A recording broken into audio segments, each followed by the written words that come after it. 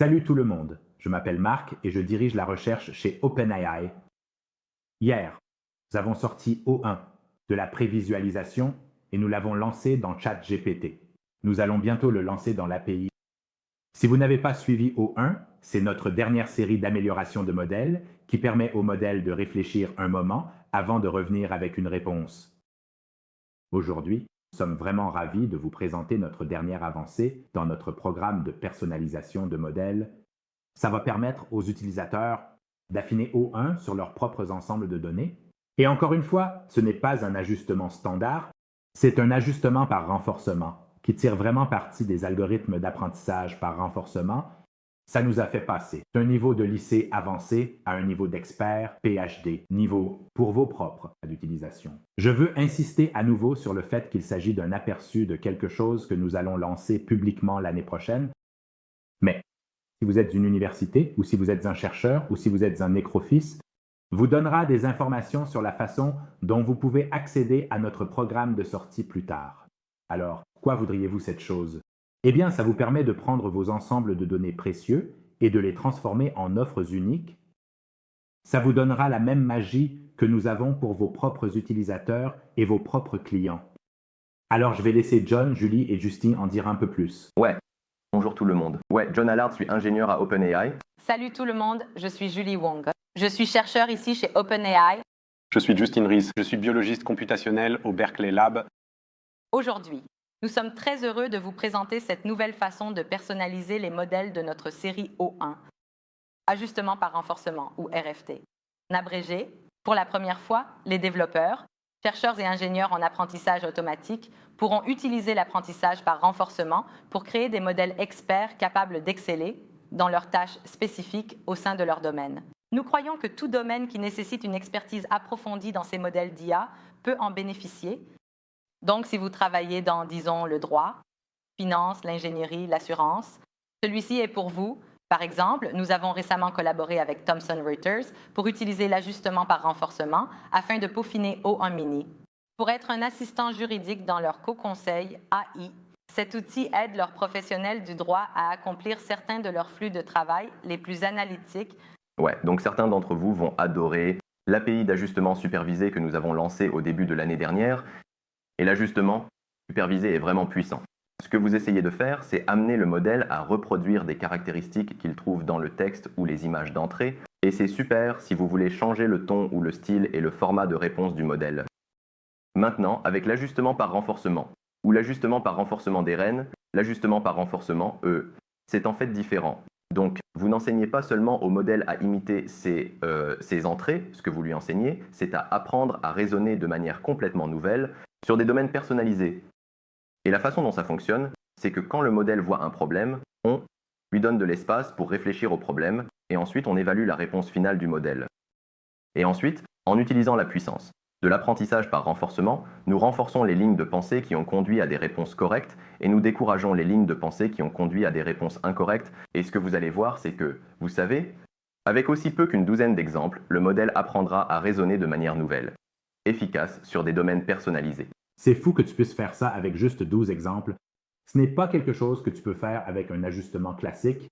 Oui, exactement. Ouais, je veux dire, dans le domaine des grands modèles de langage et du machine learning, quelques dizaines d'exemples, c'est pratiquement rien. Ouais, donc pour la première fois, notre plateforme de personnalisation de modèles va supporter l'apprentissage par renforcement et notamment, c'est la même technique que nous utilisons en interne chez OpenAI pour entraîner notre modèle de pointe comme GPT 4.0. Et la série O'Malley.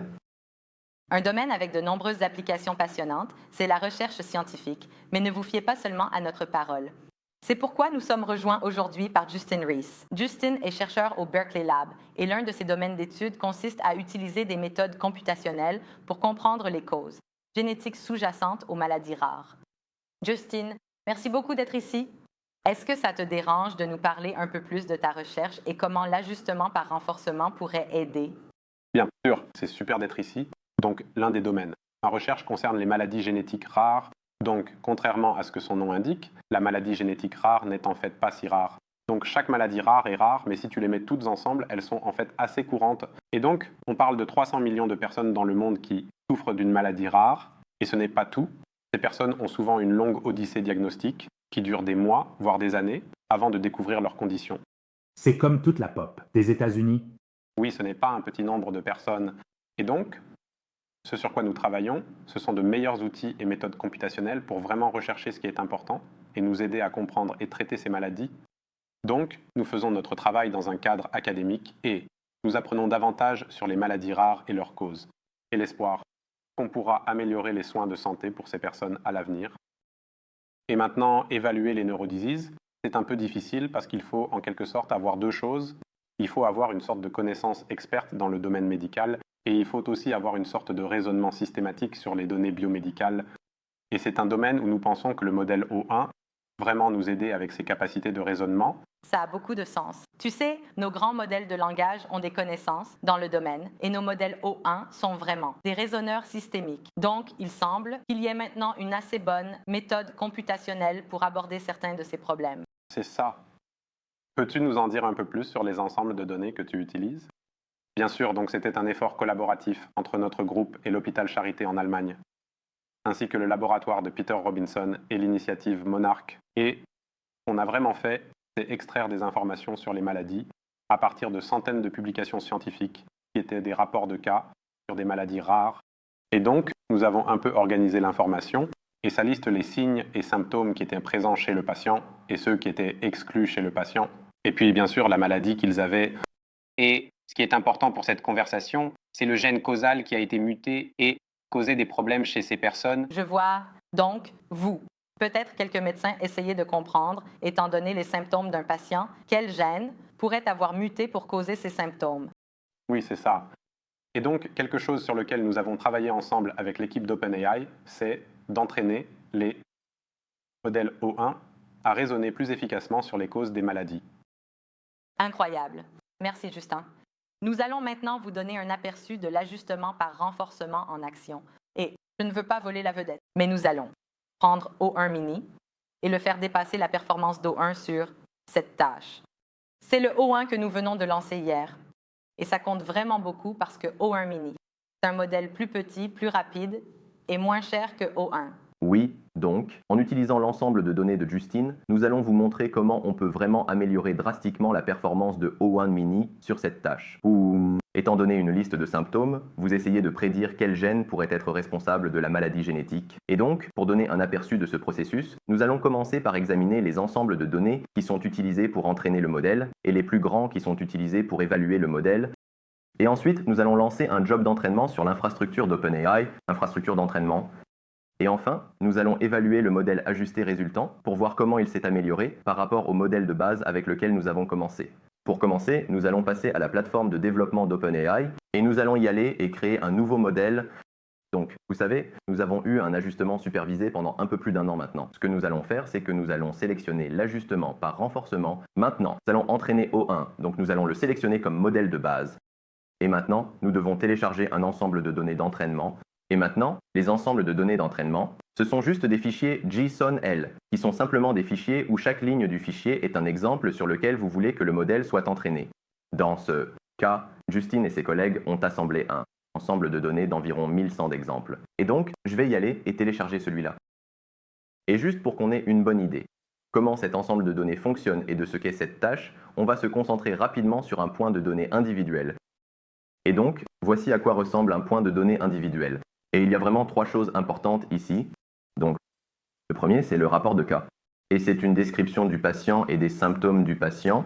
Donc, on voit que la patiente était une femme de 51 ans. Le début de la maladie n'a pas été précisé. Nous avons une liste de symptômes comme l'hypertaylorisme, hyperparathyroïdie et d'autres. Comme Justin l'a dit plus tôt, nous avons les symptômes absents.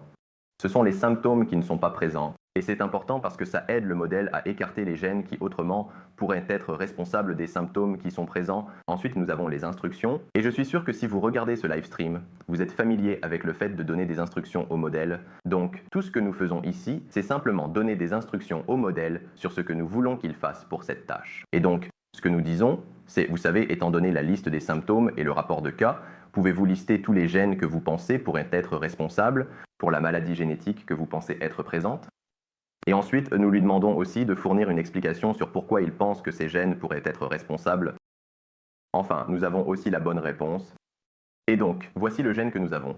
Un nom est responsable, mais il est important de noter qu'on ne le montre pas au modèle pendant le processus d'entraînement. Ce serait de la triche, mais nous l'utilisons en interne, pendant le processus d'entraînement, pour évaluer les résultats du modèle ou pour vérifier si le modèle a raison. C'est une tâche assez difficile. Je n'ai vraiment aucun espoir de répondre à cette question. Ouais, je veux dire, on peut dire qu'on a fait un long chemin depuis le simple fait d'essayer de compter le nombre de R dans le mot fraise. Ouais. Donc, maintenant. Quand nous donnons au modèle cette instruction, rapport de cas et ses instructions, le modèle va produire quelque chose comme ça, qui est une liste de gènes qu'il pense pourraient être responsables, et il est important de noter que les gènes sont dans un ordre trié, où le premier gène de la liste est celui qu'il pense être le plus susceptible d'être responsable, le deuxième dans la liste est celui qu'il pense être le deuxième le plus probable, et ainsi de suite. Cool. On va revenir en arrière. Et donc ensuite, nous devons télécharger des données de validation, et les données de validation vont être dans le même format que les données d'entraînement. Mais il est important de noter qu'il n'y a pas de chevauchement dans les gènes corrects entre le jeu de données de validation et le jeu de données d'entraînement. Et ce que cela signifie, c'est que le modèle ne peut pas tricher, il doit le faire, sinon il ne peut pas apprendre à simplement mémoriser une liste de symptômes et à les associer aux gènes. Il doit vraiment généraliser des données d'entraînement au jeu de données de validation. Et où, je veux dire, où ça entre dans la partie renforcement, par les notations, c'est une partie du processus. Ouais, c'est une très bonne question. Donc, la notation se fait. Ce concept de correcteur que nous introduisons ici, et donc les correcteurs sont vraiment simples. Ce qu'un correcteur fait, c'est qu'il prend la sortie du modèle et il prend la bonne réponse, et il les compare, puis il renvoie un score entre 0 et 1. Et donc, 0 signifie que le modèle n'a pas du tout donné la bonne réponse, et 1 signifie que le modèle a donné la bonne réponse. Et vous pouvez aussi donner des points partiels, donc ça peut être n'importe où dans cette plage. Donc, pour cette tâche spécifique, nous avons un correcteur qui ressemble à ça. Donc, il prend la bonne réponse que nous connaissons, et il prend la sortie du modèle qui est la liste des gènes, et il produit un score. Donc, dans ce cas, vous savez, FOXY3 est la bonne réponse. C'était le deuxième dans la liste des gènes, donc il obtient un score d'environ 0,7. Voilà, donc, s'il avait plutôt dit que FOXY3 était le premier dans la liste, j'aurais eu une note de 1. Ouais, exactement. Et ensuite, au fur et à mesure qu'on avance dans la liste, le score diminue progressivement jusqu'à 0. Bon, ça a du sens. Mais que faire si j'ai une tâche qui ne consiste pas à noter une liste classée? Est-ce qu'on a d'autres correcteurs qui sont plus généraux? Ouais. Donc, nous fournissons une sorte de collection de correcteurs que nous pensons assez efficace. Couvrez l'éventail des intentions possibles que vous pourriez avoir en faisant un ajustement par renforcement. Et nous ajoutons toujours plus. Ouais, et finalement, on espère vous laisser définir vos propres correcteurs. Ouais. Peut-être comme télécharger un fichier Python ou quelque chose et faire une notation personnalisée. Ouais, cool. Donc, nous avons défini l'ensemble de données d'entraînement, assigné l'ensemble de validation, copié le correcteur rapidement. Et maintenant, OpenAI vous permet de personnaliser ces sessions de réglage fin avec des paramètres hydro. Nous avons défini de très bons paramètres par défaut, donc je vais juste cliquer sur créer ici. Alors ce que ça fait, c'est vous savez, on vient de lancer un job d'entraînement. Et donc ce qui est vraiment cool, c'est que vous apportez l'ensemble de données et vous apportez le correcteur. Et ce sont les endroits où vous avez vraiment une expertise dans le domaine et où vous pouvez vraiment contribuer à ce problème. Et ensuite, vous pouvez tirer parti de toute la puissance des algorithmes d'apprentissage par renforcement d'OpenAI et de notre pile d'entraînement de modèles distribués pour personnaliser un modèle de pointe pour votre cas d'utilisation. Utilisateur, je dois juste apporter mon ensemble de données et le correcteur et OpenAI s'occupe du reste.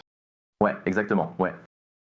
Donc, vous savez, les jobs d'ajustement par renforcement peuvent prendre entre quelques heures et quelques jours à s'exécuter. Donc, on va passer à un job que j'ai lancé plus tôt cette semaine sur le même ensemble de données, juste pour qu'on puisse voir les résultats. Donc, c'est ici. Donc, j'avais ce job que j'ai lancé plus tôt cette semaine. Ça s'est terminé avec succès. Ça a produit un modèle ajusté pour nous. Et il y a une chose que je veux examiner, c'est le score de récompense de validation. Et donc, qu'est-ce que c'est ça? C'est le score moyen du correcteur sur l'ensemble de données de validation et comment il a changé au cours de la session de réglage fin.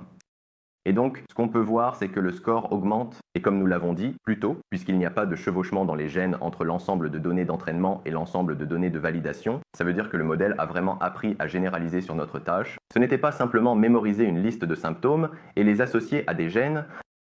Donc vous savez, même si c'est cool, le graphique monte et va vers la droite, ce qui est ce qu'on aime voir. Ce serait bien si on pouvait mieux comprendre comment le modèle a réellement changé pendant le processus de réglage fin. Et donc on va jeter un coup d'œil à ça maintenant. D'accord. Donc, on va passer au tableau de bord des évaluations, qui est un produit de notre plateforme pour développeurs que nous avons lancé plus tôt cette année. Il y a beaucoup de chiffres, mais ne vous inquiétez pas, on va tous les passer en revue. Donc, j'ai mis en place 3 courses différentes ici. La première était une course contre notre modèle 01 que nous avons publié hier. La deuxième était contre 01 mini, qui était le point de départ de notre job de réglage fin. Et enfin, le modèle 01 mini ajusté par renforcement. Maintenant, on a vu que la récompense monte et va vers la droite, mais qu'est-ce que ça veut vraiment dire pour cette tâche? J'ai mis en place 3 évaluations différentes pour évaluer ça. La première, c'est le top à 1, c'est-à-dire à quelle fréquence la bonne réponse est-elle le tout premier élément de la liste.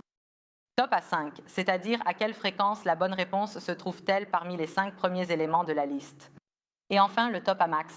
Est-ce qu'on a mis la bonne réponse dans notre liste? Et donc, en regardant le top 1, on peut voir que notre point de départ, 01 mini, a obtenu 17% sur un ensemble de données d'environ 200 O1. Obtenu 25%, donc il s'en sort mieux. Mais ensuite, notre O1 mini ajusté, obtenu 31%. J'ai pris une capture d'écran de ça et je l'ai mise dans ChatGPT en lui demandant de me faire un graphique sur le thème de Noël. Et voici, une belle visualisation de ces 9 chiffres que nous avons vus plus tôt. Donc, vous pouvez voir notre point de départ, O1 mini, pour le top à 1, le top à 5 et le top à max. Notre modèle O1. Et enfin, notre meilleur modèle, qui est ce 01 mini ajusté ici en ligne rouge pointillée. Alors, en regardant ces résultats, qu'est-ce que tu en penses, Justin? Eh bien, je pense que c'est une performance assez impressionnante. Et surtout l'augmentation des données de validation, parce que ça implique que le modèle apprend quelque chose de général sur la façon de raisonner avec ce genre de données, ce qui est plutôt excitant. Et donc, une question évidente que vous pourriez poser est comment cela se compare-t-il aux outils de bioinformatique existants? Et ce n'est pas vraiment de comparaison directe, mais parce que typiquement, dans ce genre d'expérience, vous fourniriez des données de séquençage génomique, et nous ne les avons pas incluses ici. Mais le fait de poser des questions ouvertes au modèle ici sur des listes de symptômes, incomplètes et nouveau et excitant, je pense. Super. Donc, ce sont des statistiques agrégées, mais regardons les réponses réelles du modèle. Donc, je vais aller sur cet onglet de données. Filtrons par les passe. Et donc, voici l'entrée que nous donnons au modèle. Donc, le problème, comme John l'a décrit plus tôt, est d'identifier les gènes qui pourraient être responsables. D'un ensemble de symptômes observés, nous avons demandé au modèle de produire un dictionnaire contenant à la fois une chaîne qui explique, vous savez, pourquoi j'ai choisi ces gènes, et bien sûr les gènes eux-mêmes par ordre de classement. Et enfin, nous avons aussi la liste des symptômes. Donc, ce patient s'est présenté avec des nodules sous-appendimaux.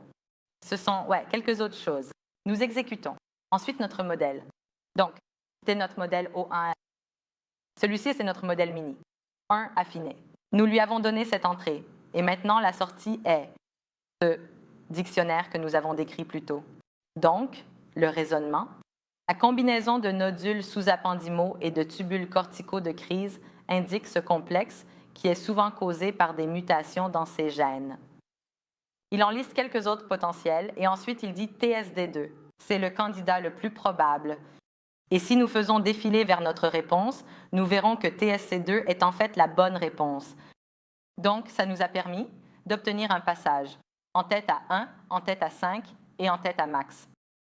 Donc, en regardant cette sortie, Justine, est-ce que c'est une sortie utile pour le modèle de donner ça? Oui, absolument. Donc, particulièrement utile de voir le raisonnement du modèle, et c'est une grande contribution ici. Et aussi, évidemment, la liste classée des réponses, donc même si la bonne réponse n'est pas en première position, vous savez, vous pouvez examiner toutes les possibilités. C'est aussi super de voir que le réglage fin améliore la performance dans la liste classée des réponses possibles. Donc, bonne réponse se rapproche de 1. Donc, c'est gratifiant. Justine, en prenant un peu de recul, comment l'apprentissage par renforcement façonne-t-il votre domaine? Peux-tu parler de certaines tendances en biologie? Bien sûr, je pense qu'il y a beaucoup d'intérêt dans la communauté de recherche pour utiliser ces modèles pour ce genre de tâches. Et donc, le sentiment, pour ce cas d'utilisation particulier, est que la meilleure solution à court terme est probablement une solution hybride entre les outils de bioinformatique existants et ces modèles, comme O1. Et donc, je pense que c'est un excellent progrès pour caractériser les forces de ces modèles et aussi comment nous pouvons utiliser des outils comme le réglage fin pour améliorer la performance. Et donc, comme je l'ai dit, il n'y a pas vraiment de référence comparable pour comparer les deux, mais c'est définitivement un progrès dans la façon dont nous pouvons utiliser ces modèles pour comprendre la maladie. Et puis, vous savez, dans un sens plus large, comment nous pouvons intégrer ces modèles dans un flux de travail. Cela améliorera finalement les soins de santé pour ces personnes. Incroyable. Merci Justin.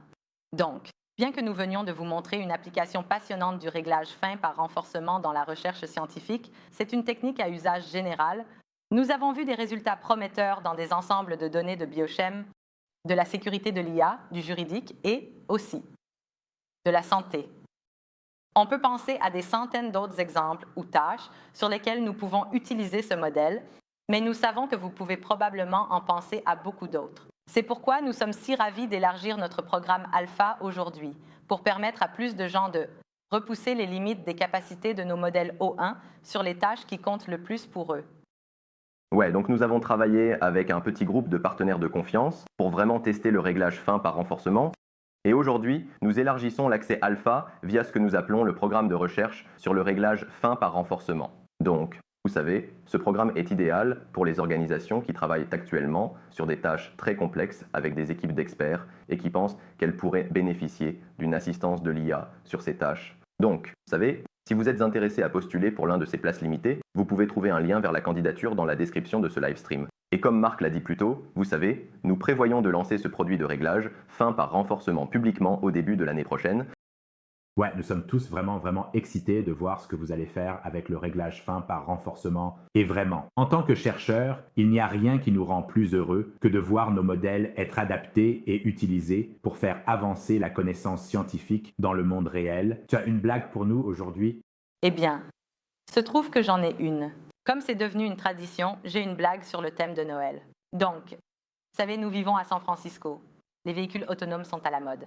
Et en fait, le Père Noël essaie aussi de s'y mettre. Il essaie de fabriquer un traîneau autonome, mais pour une raison quelconque, ces modèles n'arrivent tout simplement pas à identifier les arbres et le traîneau heurte des arbres à gauche et à droite. Vous avez des idées sur pourquoi? Non. Il ne l'a pas fait. Il ne s'est pas plaint. Il n'a pas fait attention à ces modèles. Oh là là, d'accord. Rejoignez-nous la semaine prochaine. On aura plus à partager. Merci.